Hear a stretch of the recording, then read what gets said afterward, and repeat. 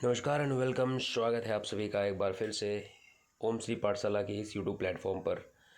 आज के सेशन में हम चर्चा करेंगे प्रधानमंत्री मोदी के यूक्रेन विजिट पर। हाल ही में प्रधानमंत्री मोदी पोलैंड और यूक्रेन दौरे पर गए हुए थे। पोलैंड के दौरे के दौरान ही उन्होंने यूक्रेन का भी दौरा किया। इस दौरे के क्या अहम मायने हैं और अंतर्राष्ट्रीय स्तर पर क्या इसका प्रभाव दिखेगा, भारत और यूक्रेन के मध्य क्या क्या बातें या समझौते या फिर क्या क्या चर्चाएं हुई, इनको भी हम जानेंगे, समझेंगे। प्रधानमंत्री मोदी वॉर जोन यानी कि रूस और यूक्रेन के मध्य हो रहे युद्ध के दौरान लगातार यात्राएं कर रहे हैं। कहीं न कहीं वो इस युद्ध को शांत करने की कोशिश कर रहे हैं। तो आइए जानते हैं क्या क्या अहम बातें हैं इस दौरे की। क्या क्या इंपॉर्टेंट पॉइंट्स हैं। रूस और यूक्रेन में 2.5 साल से जारी जंग है। जी हाँ, 2.5 साल जारी जंग है, यानी कि 22 फरवरी 2022, लगभग आप 2 वर्ष से ज़्यादा का समय हो चुका है। जंग जारी ही है। प्रधानमंत्री नरेंद्र मोदी शुक्रवार को यूक्रेन पहुंचे हैं और यहाँ राष्ट्रपति व्लादिमीर जेलेंस्की के साथ बैठक में मोदी ने ऐसा कहा है कि भारत जो है वो शांति के पक्ष में रहा है। कुछ दिन पहले रूस के राष्ट्रपति पुतिन से मिले थे और उन्होंने ये कहा था कि मैंने उनकी आंखों में आंखें मिलाकर कहा है कि यह युद्ध का समय नहीं है। यूक्रेन के मेरेंस्की पैलेस में प्रधानमंत्री मोदी का सेरेमोनियल वेलकम हुआ। इसके बाद मोदी और जेलेंस्की ने द्विपक्षीय बैठक की। मोदी और जेलेंस्की के बीच यूक्रेन के मेरेंस्की पैलेस में करीब 3 घंटे बैठक हुई। उन्होंने जेलेंस्की को भारत आने का न्योता भी दिया है। यूक्रेन नेशनल म्यूजियम प्रधानमंत्री मोदी गए। उन्होंने जंग में मारे गए बच्चों को श्रद्धांजलि दी और बच्चों के मेमोरियल पर डॉल भी रखी। तो वहाँ एक ऐसी सिस्टम बनाया गया है। 1991 में सोवियत संघ के टूटने के बाद यूक्रेन का गठन हुआ। ये इम्पोर्टेंट है कि यूक्रेन पूरी तरह से स्वतंत्र कब हुआ, सोवियत संघ से 1991 में। तब से लेकर आज तक किसी भी भारतीय प्रधानमंत्री ने यूक्रेन का दौरा नहीं किया था। तो पीएम मोदी वो पहले ऐसे शख्सियत हैं जिन्होंने यूक्रेन का दौरा किया है। दोनों देशों के बीच 1992 में राजनयिक संबंध स्थापित हुए। प्रधानमंत्री मोदी यूक्रेन जाने वाले पहले प्रधानमंत्री हैं। प्रधानमंत्री मोदी का जेलेंस्की के आवास पर रेड कारपेट वेलकम किया गया है। तो इस चित्र में आप देख सकते हैं ऐसे कौन कौन सी इंपॉर्टेंट स्टेटमेंट प्रधानमंत्री मोदी ने यूक्रेन दौरे पर कही है कि भारत के लिए क्षेत्रीय अखंडता सबसे ज़रूरी है।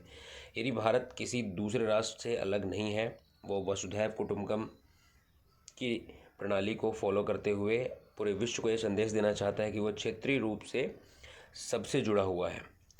मैं बुद्ध की धरती से आया हूँ, वहाँ युद्ध का कोई स्थान नहीं है। तो वाकई में बुद्ध का संदेश देने प्रधानमंत्री मोदी यूक्रेन दौरे पर गए हुए हैं। किसी भी जंग में बच्चों की मौत को स्वीकार नहीं कर सकते। मानवीय सहायता के लिए हम हमेशा यूक्रेन के साथ हैं। तो ये 4 इम्पोर्टेंट स्टेटमेंट प्रधानमंत्री मोदी द्वारा दी गई है। प्रधानमंत्री नरेंद्र मोदी ने कीव में एवी फोमिन बॉटनिकल गार्डन में महात्मा गांधी की प्रतिमा पर पुष्पांजलि अर्पित की। तो ये इम्पोर्टेंट है। भारत की पहल क्या है। भारत ने यूक्रेन को मेडिकल किट दी है। इस मेडिकल किट का नाम है भीष्म। तो ये एग्ज़ाम ओरिएंटेड पूछा जा सकता है कि यूक्रेन दौरे पर प्रधानमंत्री मोदी ने यूक्रेन को क्या मानवीय सहायता भेंट की है। तो भीष्म मेडिकल क्यूब, दरअसल यह एक प्रकार का कॉम्पैक्ट किट जो जंग में घायल लोगों और सैनिकों के इलाज में मदद करेगा। भारत यूक्रेन में ट्रेड बढ़ाने के लिए इंटर गवर्नमेंट टास्क टीम का गठन किया गया है। व्यापार और आर्थिक संबंधों को दोबारा बनाने के लिए इंटर गवर्नमेंट टास्क टीम बनाई गई है। इसमें भारत और यूक्रेन के विदेश मंत्री शामिल रहेंगे। जयशंकर इसके अध्यक्ष होंगे और इस साल के अंत तक इस बॉडी की मीटिंग होने की उम्मीद रहेगी। तो इम्पॉर्टेंट है क्या क्या चीज़ किए गए। पहला, भीष्म मेडिकल क्यूब जो कि युद्ध के दौरान घायल सैनिकों की एक प्रकार से मोबाइल हॉस्पिटलिटी का कार्य करेगी। और दूसरा है इंटर गवर्नमेंटल टास्क टीम, ये भारत और यूक्रेन के मध्य व्यापार बढ़ाने के लिए है।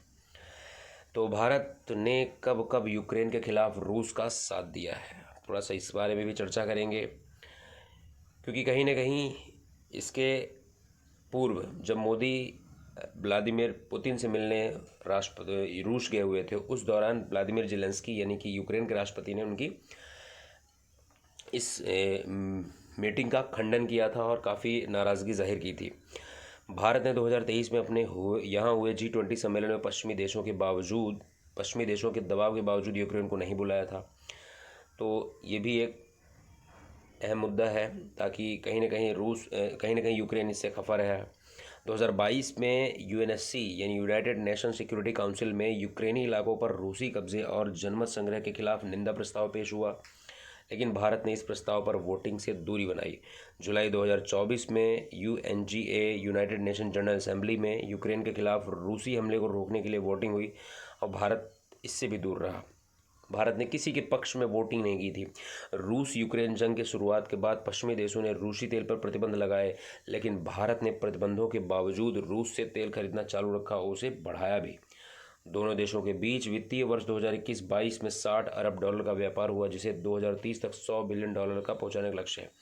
तो ये तमाम ऐसे मुद्दे हैं जिनको लेकर यूक्रेन हमेशा रूस के अगेंस्ट रहा है और इस महत्वपूर्ण प्रस्तावों में भारत ने रूस का साथ दिया है। तो कहीं ना कहीं इन चीज़ों को लेकर यूक्रेन जो है वो भारत को खंडित करता रहा है, क्योंकि भारत ने उस तरीके का साथ नहीं दिया जिस तरीके का भारत ने रूस के साथ दिया।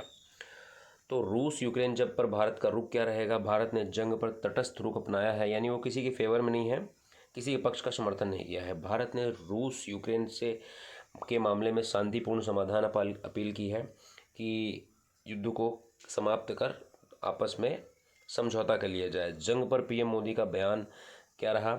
यूक्रेन संकट के आरंभ से ही हमने युद्ध विराम और बातचीत पर जोर दिया है। इस युद्ध में सबको नुकसान होगा, हम शांति के पक्ष में हैं। तो जेलेंस्की से कितनी बार प्रधानमंत्री मोदी मिल चुके हैं? तो ये चौथी बार उनकी मुलाकात हुई। पहली बार दोनों नेता नवंबर 2021 में स्कॉटलैंड के ग्लासगो शहर में आयोजित COP26 जलवायु सम्मेलन में मिले थे। दूसरी बार हिरोशिमा में G7 शिखर सम्मेलन में मिले थे और आखिरी बार दोनों की मुलाकात 14 जून 2024 को इटली में आयोजित G7 शिखर सम्मेलन में हुई थी और हाल ही में चौथी बार वो खुद यूक्रेन दौरे पर गए थे। तो ये वर्ल्ड मैप में आप यूक्रेन को देख सकते हैं। यूक्रेन की स्थिति क्या है? यूक्रेन एक यूरोपीय देश है जो 1991 से पहले तक सोवियत संघ का हिस्सा हुआ करता था और बाद में वो स्वतंत्र हो गया। इसके प्रेसिडेंट कौन है? व्लादिमीर जेलेंस्की, और करेंसी यहाँ की हरवीना है। और यूक्रेन को घेरने वाले यूक्रेन किन किन देशों से घिरा हुआ है? तो बेलारूस, पोलैंड, रशिया, मोल्डोवा, और नीचे देखेंगे काला सागर है और सी ऑफ एजोव। तो अजोव सागर और काला सागर ये मैरीटाइम बाउंड्री बनाते हैं। साथ ही बेलारूस, रशिया और पोलैंड और मोल्डोवा और रोमानिया, यानी कि 5 देश लैंड बॉर्डर शेयर करते हैं और 2 समुद्री क्षेत्र जो समुद्री क्षेत्र सीमा साझा करते हैं, यानी कि काला सागर और सी ऑफ एजोव। तो आज के सेशन में इतना ही। उम्मीद है आपको ये सेशन पसंद आया होगा। नमस्कार।